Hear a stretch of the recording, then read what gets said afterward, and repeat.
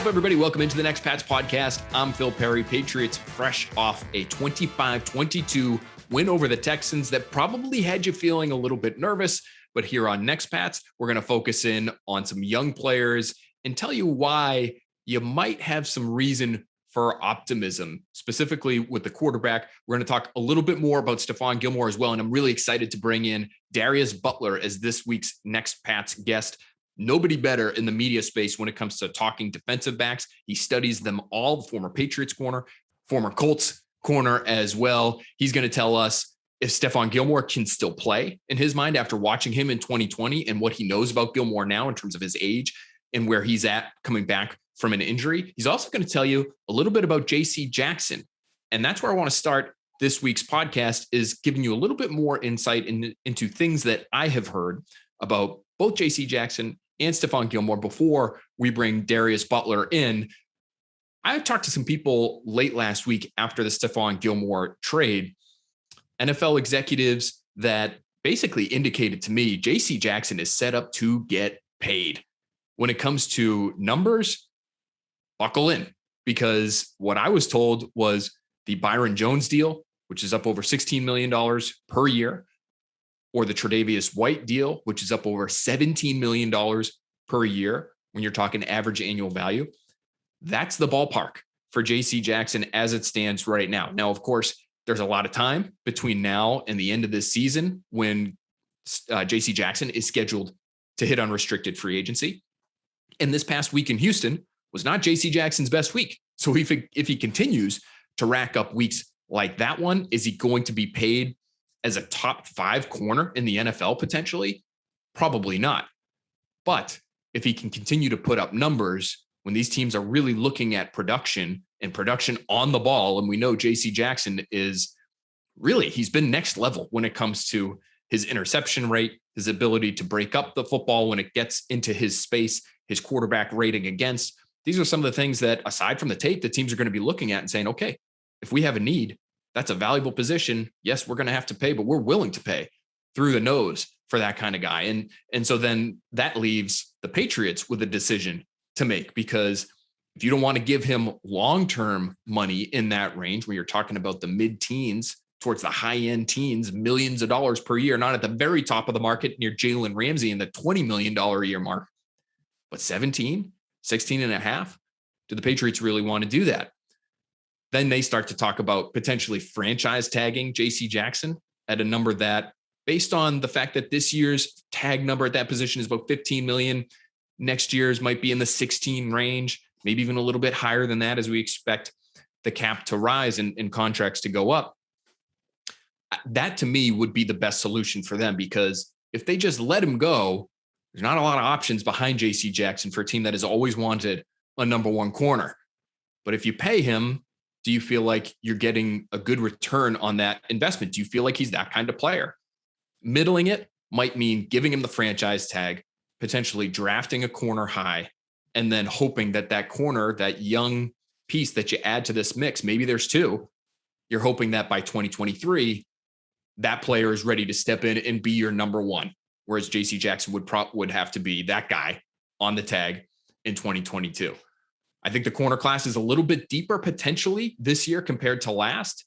Just talking to folks that evaluated last year's draft class at that position, scouts, execs, even people at the college level that watch this thing closely. Pretty top-heavy group of corners last year. So if you're looking at this and saying, how did the Patriots not protect themselves by drafting a corner and drafting one early last year? Well, number 1, they needed a quarterback. So there goes your first-round pick. And they really liked Christian Barmore, and that looks like a hit. So it's hard to criticize them on that one, at least at this point in the second round. So then maybe you're talking about the end of the third round for a corner at that Ronnie Perkins spot, number 96 overall in this past draft. And I'm not sure it was really a talented group at that point. And we'll see, and it'll all play out, the guys that were taken at that spot and later. But again, my understanding, very top heavy when you're talking about Patrick Surtain, JC Horn as the first round guys. You had, the Browns ended up taking a first round corner as well. And so there were a few names in there that might have been worth attacking. but you needed a quarterback. You really liked the interior defensive lineman from Alabama. And after that, it probably just didn't make a whole lot of sense for the Patriots to invest at that position, because they just, not just them, but there are a lot of teams across the league that just didn't love last year's class of cornerbacks. But now they're in a bind. They're thin at that position. If they are to lose anybody at that spot, they're in a really difficult position at corner, because we saw it last week against the Texans. Jalen Mills, who's played much better than I thought he would, he's out with an injury. Juwan Williams has to play, and the results are a disaster. I mean, we saw the flea flicker that went for the long touchdown with Juwan Williams on that side of the field. We saw another 40-yard pass play with Juwan Williams getting spun in the slot, and then Devin McCourty trying to make a play on the ball and not getting there, and that leading to an explosive game. Juwan Williams was benched, and we didn't see him late in that game. And I think I would be surprised if he's forced into potentially playing again, or it looks like he's forced into potentially playing again. I would be surprised if we see him defensively anytime soon. I think they'd probably rather go with Miles Bryant or Jonathan Jones on the outside, and you're really limited there in terms of your size. But I'm not sure you can trust having Williams out there because of what we've seen from him when he has been given his opportunity. So that's where the Patriots stand now. The Gilmore trade obviously impacts Jackson and his standing moving forward. What is he going to be looking for this offseason? Do you decide to tag JC Jackson? Do you not? The Patriots, it looks like, are going to be basically middle of the pack in terms of the cap that they have available to them this coming offseason. So they could make it work. It might make the rest of their offseason operations a little bit tight financially. It would leave them much less to play with in that regard. But maybe they feel like it's worth it if that becomes the glaring and obvious need that it looks like it would be if they didn't have JC Jackson. As far as Gilmore goes, and we talked about this on the podcast last week, we can discuss all day long about how the Patriots should have dealt Stephon Gilmore earlier. And I argued last year around the trade deadline, about a year ago from when we're recording this thing right now, that they should have dealt him, that they should have dealt Joe Thuney as well. You try to get value back for those players when you can, because in all likelihood, even though your team was still mathematically in it, they likely weren't going to be true championship contenders. That was my contention at the time. Having spoken to some people this past weekend about where the Patriots' heads were at that point in time, the return that they were potentially going to be offered for those players was not where they wanted it to be. And they were trying to thread the needle, is the phrase that I was told. They were trying to thread the needle in that, yes, as Bill Belichick mentioned on a couple of different occasions in different radio interviews, the Patriots were trying to reboot. They were trying to have a reset year when it came to their salary cap. But they were trying to thread the needle in that they were also trying to win games. They were trying to maintain a culture of winning. They were trying to send a message to the locker room in a post-Tom Brady era that we're still competitive. It's not okay to lose. Tanking is not in our vocabulary. And while you're trying to juggle all of those things, amidst a pandemic, by the way, when players are coming to the facility, and it's not like it was this year, we're still in a pandemic, but vaccines are available. We know a lot more about how this disease is transmitted and what it can do. And generally, for those that are vaccinated, it's a much safer environment to be playing football. Not the case last year. And so Bill Belichick and his decision makers are trying to juggle all these things when they make determinations on whether or not it's a good idea to trade potentially two of their best players in Thuney and Gilmore. And if the return was right, a lot of that other stuff probably goes out the window. The culture, not totally, but it's a sliding scale, right? So if you're going to get first round picks back for Joe Thuney and Stephon Gilmore, maybe even if you're going to get second round picks back for those guys, that makes the decision for you.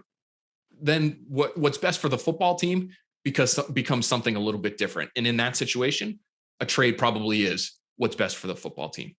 If that value is not there, then is it really what's best for the football team to deal Stephon Gilmore, say for a third round pick, knowing that you'll get less for him in all likelihood a year down the line? You could argue yes. I would argue yes. But I understand the team's perspective if they were looking at that. And I'm not sure what the highest offer that they would have gotten for Stephon Gilmore last year at the trade deadline was. But I would understand the argument from their perspective to say, well, a third round pick back for us, even though it might be maximizing the value we get in a trade for Gilmore, it's still not what's best for us because we're still trying to win in this moment. We're still trying to send the right message in this moment in an era after losing the best player of all time where we have to do business maybe a little bit differently.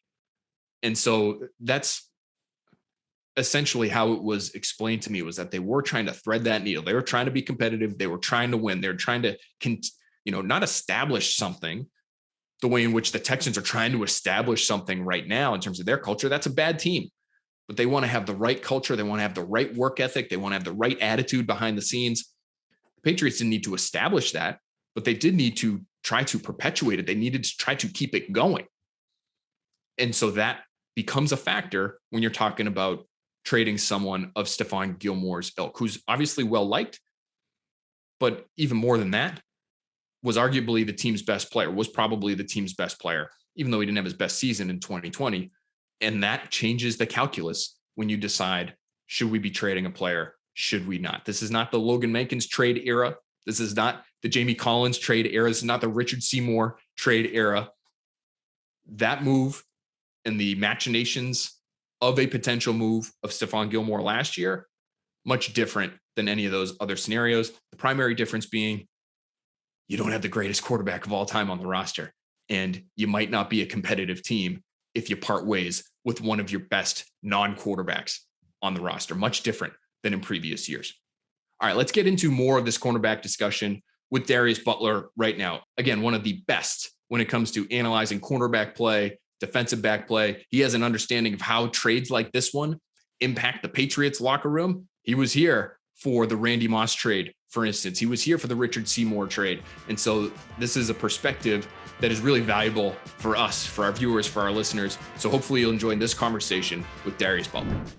All right, very happy to have with us now a man who I feel is one of the best football minds in the media space right now. Darius Butler, former Patriot, former Colt, former Panther. Darius, thanks so much for being with us.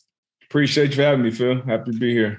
And if you haven't checked it out already, make sure you go check out the Man to Man pod, which Darius co-hosts. He's the creator of Everything DB. He's got the Darius Butler Show, which is coming to you very soon. So keep an eye out for all those things. He's going to teach you about everything football related. But I love the DB play stuff because we don't get that many other places. And Darius, DB talk has been the talk of the town here in Boston with Stephon Gilmore getting traded. I just want to ask you first, what was your initial reaction when you saw the news that he was going to be dealt? I mean, this was one of those things that, at least from the outside looking in, I know you guys have much more information, but it kind of seemed like it was brewing and it was going to have a breaking point at either way. Either they were going to come to an agreement with the deal or they're going to part ways. And, obviously the situation didn't play out. I'm sure how Patriots fans would have liked it. But Bill Belichick, he's made these decisions and he gets in front of the team and he says, hey, I remember him trading Richard Seymour, trading Randy Moss. And then he gets in front of the team to say, hey, every time I make a move, I'm going to do what I feel is in the best interest of this team. And obviously, this is one of the best corners in the league. You got 4 great years out of him, 2 All-Pros, a Defensive Player of the Year, Super Bowl. So he had a great run there. But having someone in the building, in my opinion, like J.C. Jackson, who's shown his worth and more over these last few seasons, I think makes this decision a little easier. You spent some money and got Jalen Mills, brought him in. Jonathan Jones, who and what he's been to that organization. So you got guys in the building who can hold it down in that back end. And so I think they're still in good hands. But when you lose a guy of Gilmore's status, it's going to be a lot of buzz around it, and rightfully so. Would you be concerned, Darius? I mean, obviously, Stephon Gilmore, one of the few corners who's ever won Defensive Player of the Year here in the NFL. That was just a couple years ago. But you watched him, I know, closely last year, and he's coming off an injury, tore his quad. From your perspective, knowing what it takes to play that position and play it at a high level, would you be concerned if you were a team? Obviously, the Panthers have acquired him, but the market wasn't real hot for Stephon Gilmore, it seems like. Would you have been concerned, knowing that he's 31, knowing that he's coming off of injury, that he might be well removed from the form that we saw him put up in 2019? Personally, I would not be concerned. I was still shocked. I know the market wasn't that high because of his price tag, but to 2023 6th-round pick, I was surprised by that. I knew, once the Patriots put that news out in the morning and they had until 4:00 until it was official, I figured it would be some type of deal going on. But I would have liked to see him land with, the Chargers or the Ravens or one of these teams. And I thought, if I was in one of those front office, I would have definitely took a stab at him. Even at 31, tearing his quad, it is a serious injury, and especially at this age. But I would just bet on Stephon Gilmore getting back to anywhere close to what he was before he went out. And that would be still a very elite cornerback in this league and a very great piece to add to your defense. And that's what the Panthers did. They added another piece. They dealt for C.J. Henderson a little bit earlier in the year once J.C. Horn went down. So I think it'll definitely pay huge dividends for them. They got guys up front that can get after the passer. And the more cover guys that you can have behind that, the better your defense will be. So if it was me calling the shots, if I'm in the front office, I'm taking a chance with Stephon Gilmore. Are there things that he might have to do at this point in his career, Darius, that will help him get by in terms of just using his mind? I mean, we think of him as an elite man-to-man defender, and he really helped make this defense go here in New England because they want to play so much man coverage. What can he do to help maybe compensate if he is slowed even a half a step because he's coming back off injury and he's just missed so much time? What kinds of things do you think he could do on the field that would help him make up for that, given what you've seen from him over the years? I mean, the Patriots, their scheme and it's been heavy man-to-man over the years. And you have got, they've had a great run of corners and number one corners out there all the way back, Ty Law to Asante to, Malcolm Butler, Revis came in there to leave, all these guys. And now you got J.C. Jackson after Gilmore, obviously. But being in that Patriots building and that Patriot system, it not only forces you to know the mechanics and how to do man-to-man and how you're going to be attacked by different offenses, but it forces you to understand coverages as a whole in football on an entirely different level, being around Belichick. So I feel like he'll fit right in any system, but obviously in Phil Snow's system, it'll be a little more multiple, maybe a little more zone coverages mixed in, and I think he'll be more than capable of executing those. I remember Xavier Rhodes. A lot of people wrote him off in Minnesota with his last year, which was more of a man-to-man scheme. And then he went down to Indy last year, which sprinkles a lot more zone coverages and schemes in there. And he had one of his best years as a pro. So I can definitely see something similar to that happening once Gilmore gets back in the lineup when he comes off PUP list. And, I think he's smart enough and he's talented enough to make a huge splash on that Panther squad.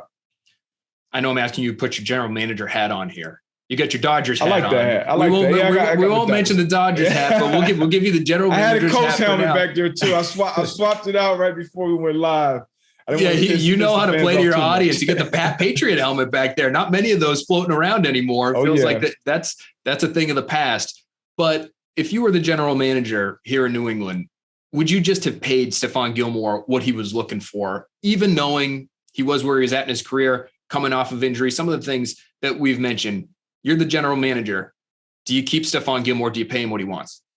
As a general manager, no. I would have to be honest at this point in his career. And they know more about the injury. They know about, where he's at, all around. And obviously was a number that the Patriots and Bill wasn't happy, meeting him and his agent on. And so they parted ways. And I can't really fault, Bill for that at this point because he went out and spent money on Jalen Mills. Like I said, I assume they will spend the right amount of money on J.C. Jackson to lock him up. He's more, I guess, will be in the prime of his career as a cornerback. You saw him lock up and go, toe-to-toe, one of the best receivers in the league, and Mike Evans in their last game. So I would assume that they go that direction with being a number one corner. I think they're in a pretty good situation all around with their secondary. So there's other holes to fill. There's other places that money's going to need to be spent going down the line. So I can understand, when wearing that GM hat, how this decision. And I mean, you brought him in and you got 4 great years out of him. Like I said, 4 great years, a Super Bowl title,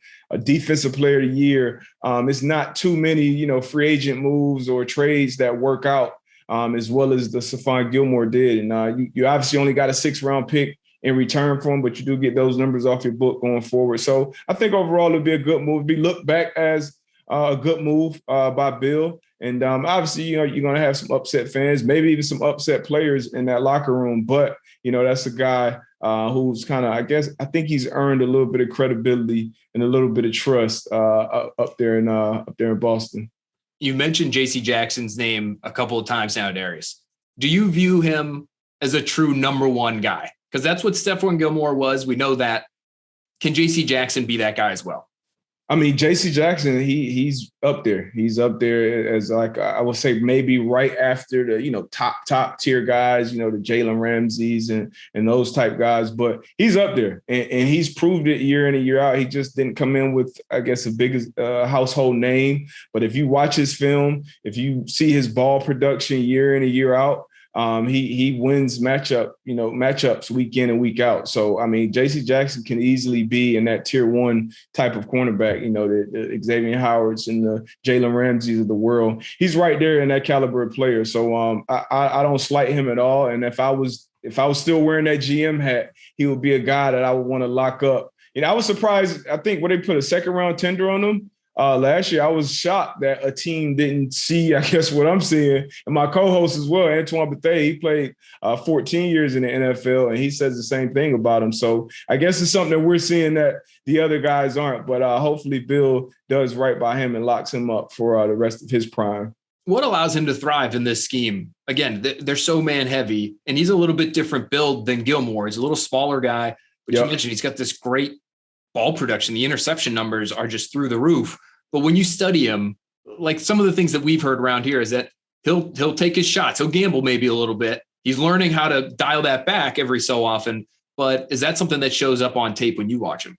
Yeah, I would say confidence. Confidence, number one. You can tell he prepares for his matchup. One of the things that Belichick does is he gives guys, matchups, week in and week out. Sometimes that, only the top guy will get a matchup. But in Bill's scheme, all three corners that's going to be out there in the sub package will have their matchups, if those guys are on the field. And you can tell he studies, he prepares, and that breeds the confidence that he plays with. And you have to have confidence, especially in a man-to-man system, to continue to create these turnovers, because not only do you have to be in position or in phase, but then you have to have the confidence and the ability to turn around and play the ball and make those interceptions. It was, something that Xavier Howard did an exceptional job of last year. Like, he played a lot of man-to-man in Brian Flores' system, but he was still able to get his head around and make plays on the ball. And that's rare. That's rare at the cornerback position. Typically, you'll have man-to-man guys who are just sticky, get a bunch of PBUs, or just deter quarterbacks from throwing to that guy. When you have a guy that can be sticky and create turnovers, that's a rare combination. Darius, can you just hit on one term that you just mentioned right there? In phase. I've heard in phase. I've heard out of phase.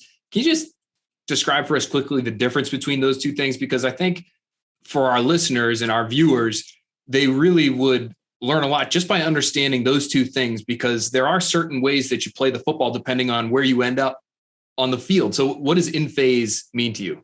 Yeah, so I guess the most simple way to explain it is if I can reach out and touch a guy, like literally on the football field, more times than I'm in phase. That will mean I'm in phase. Now, if that guy is, Tyreek Hill, that may not mean much if you can reach out and touch him, because once that ball goes in the air and he has rare speed to run by you, that's different. But if he's any more than arm length away, that's out of phase. And I just posted a clip on my Twitter at Darius J. Butler. And it was a clip of Mosley on DK Metcalf, where Metcalf ran a double move and, the cornerback was out of phase. He had him beat by a yard or two.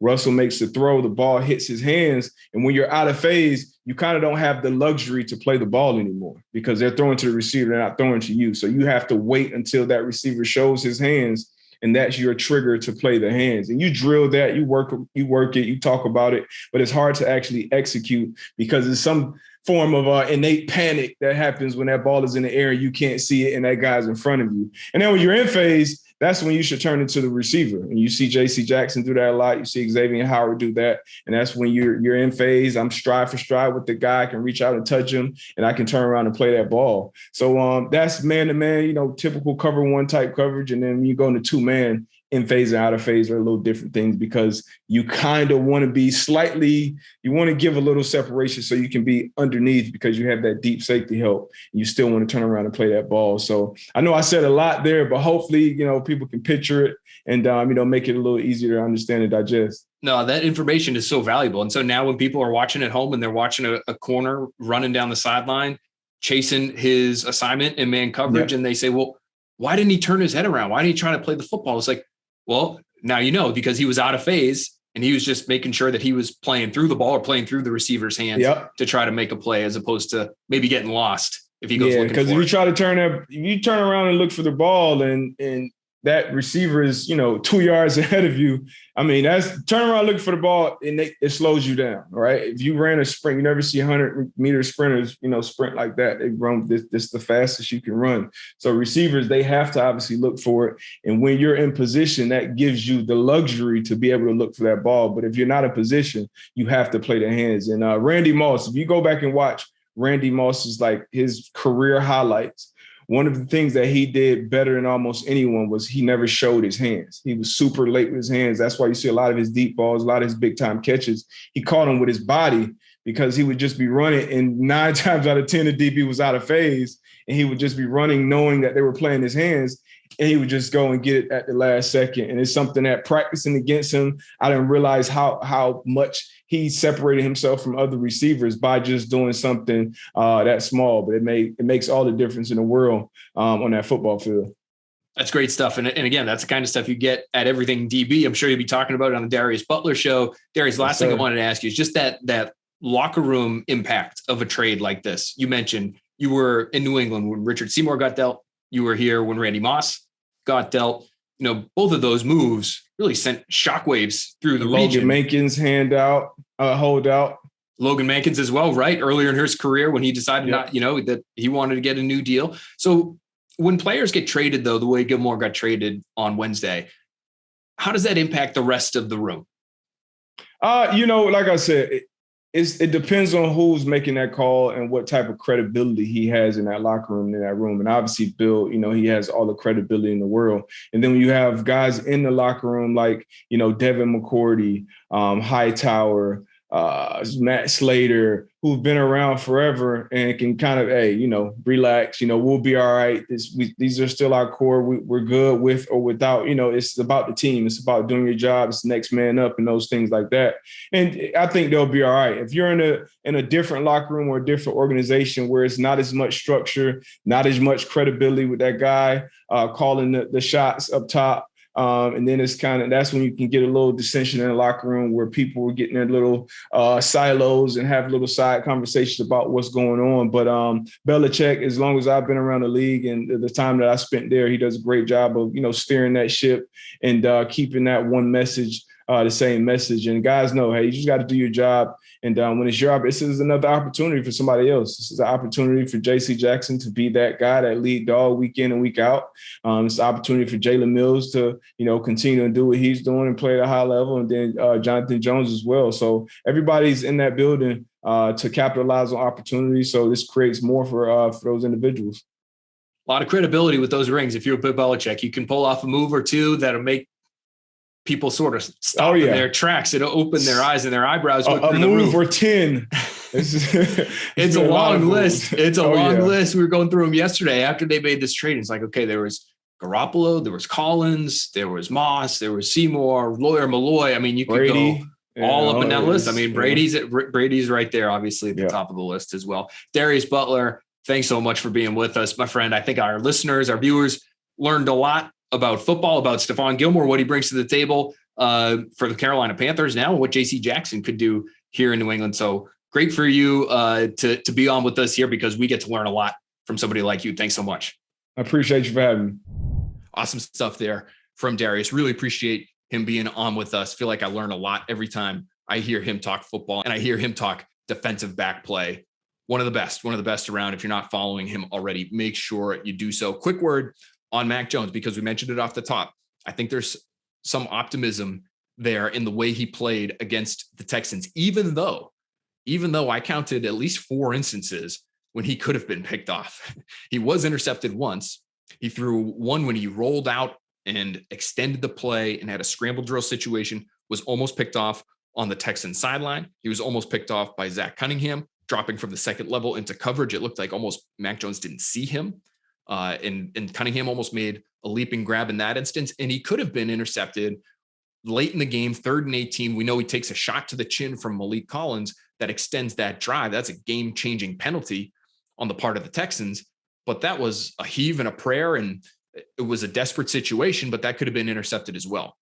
So when you're looking at a game like that and you have 4 potential picks, how can you say there's optimism there? Well, for me, Mac Jones is learning how to toe the line between aggressiveness and conservatism. And so this is a player who, when the Patriots have been in the lead and have even been in tighter games, depending on the score and the situation, he has been, I think, a little too willing at times to check the football down. And we've had JT O'Sullivan on the podcast here. We've had a lot of smart people on this podcast. We've talked about it ad nauseum on Early Edition, Boston Sports Tonight. Is Mac Jones leaving too much meat on the bone? And I think there are moments when he is, but I think part of the reason for that is based on the game situation, and you're just trying to manage things, and you don't want to have to be the guy. If you're the Patriots decision makers, especially, you don't want him to have to be the guy that carries this offense. But the bottom line is, for this Patriots team, as it stands right now, Mac Jones is one of their best players, and they need him to carry them to a certain extent. And that's not where they want to be, in my opinion, but it's where they are. And we saw the fact that the Patriots were down, the fact that it was getting late in the game, the Patriots calling plays for Mac Jones to push it down the field, and a willingness on Mac Jones's part to push it down the field. That, to me, is progress. The touchdown to Hunter Henry, that's progress. You're down, you're trying to tie the football game. It's the 4th quarter, it's 3rd and 6. You can't check it down for a loss of 1, as we saw him do in the red zone on one occasion to James White, which was the right football play in that moment based on the read and based on the score with the Patriots leading. Play it safe in that situation. Sure, don't mind it. But when you're down and you need a play, Mac Jones is going to have to be the guy to make a play, it looks like, for this offense. And so he's willing to push it down the field. He's willing to throw it into the end zone, doing these things that people have criticized him for over the course of the first month or so of the season, things that they feel like he's not willing to do. Well, he showed he was willing to do it. He had his 2nd highest air yards per attempt game of the season in Houston. The highest number that he had previously was against the Saints, where, again, they're down. And in that game, there was a little bit too much chuck and duck, in my opinion. I think against Houston, he struck a little bit more of a balance. I think part of the reason is the offensive line played better than the Patriots maybe were expecting early on. There was a lot of quick game, a lot of screens, a lot of trying to protect that offensive line with 4 new starters in front of the rookie quarterback who had been beaten up. And then as the game progressed, you start to see some of the more, 5-step, 7-step from under center drops, play action, shots down the field, shots over the field. And Mac Jones is being able to stand in there. He was well protected, throw accurately, throw down the field to be able to create some explosive gains. So that's what they need more of from him moving forward. And I think we saw a step in the right direction, even though it came with some quote unquote turnover worthy throws. Pro Football Focus, I believe, only had Mac Jones down for 2 turnover worthy plays. I would have probably doubled that number, but that's okay. That's part of the learning experience. You get those out of the way and you can do it in a win. That's a win for your team, for your offense. That's a step in the right direction when it comes to your quarterback's development. So that's why I would be optimistic after watching Mac Jones bring his team back in Houston. Yes, it's a bad roster that they have down there with the Texans. Yes, he had a lot of ugly moments. He did allow, as he said, as he told WEEI this week, he allowed the Texans to touch the football way too often. But to get through all of those, to understand when it's okay to take a risk and when it might not be, that's going to benefit him moving forward. All right, that's going to do it for this episode of the Next Pats podcast. Thanks for Darius Butler for being with us. Thank you all for listening. Please, please, please rate, comment, subscribe. We'll talk to you next week.